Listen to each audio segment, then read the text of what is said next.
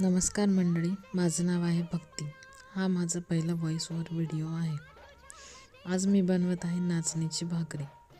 नाचणीची भाकरी बनवण्यासाठी प्रथम नाचणीचे पीठ घ्यायचे. त्यात थोडेसे चवीनुसार मीठ घालून थोडंसं कोमट पाण्यामध्ये नाचणीच्या भाकरीचे पीठ चुरून घ्यायचे. पीठ जास्त घट्टही आणि जास्त सैलही नाही बनवायचे. मध्यम आणि मऊ बनवायचे, ज्याने आपल्याला व्यवस्थित भाकरी थापता येईल. आता हळूहळू हाताला पीठ लावून भाकरी थापटून घ्यायची.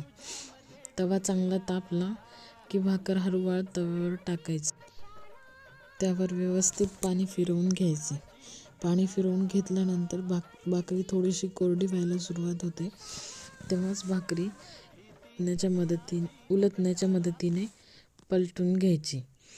अशाच प्रकारे मध्यम आचेवर दोन्ही साईडनी भाकरी व्यवस्थित भाजून. नाचणी खाण्याचे अनेक फायदे आपल्या शरीराला आहेत. नाचणीमुळे कॅल्शियम मिळते, लोह, तसेच पचनासाठी अगदी हलकी असते. डायबिटीस म्हणजे शुगरच्या पेशंटसाठीही नाचणीची भाकर अगदी चांगली असते. वजन नियंत्रणात येण्यास मदत होते, कारण नाचणी ही ग्लुटन फ्री असते व तसेच आपल्या शरीरातली उष्णता पण दोन्ही बाजूनी भाकरी भाजल्यानंतर त्यावर तूप लावायचे.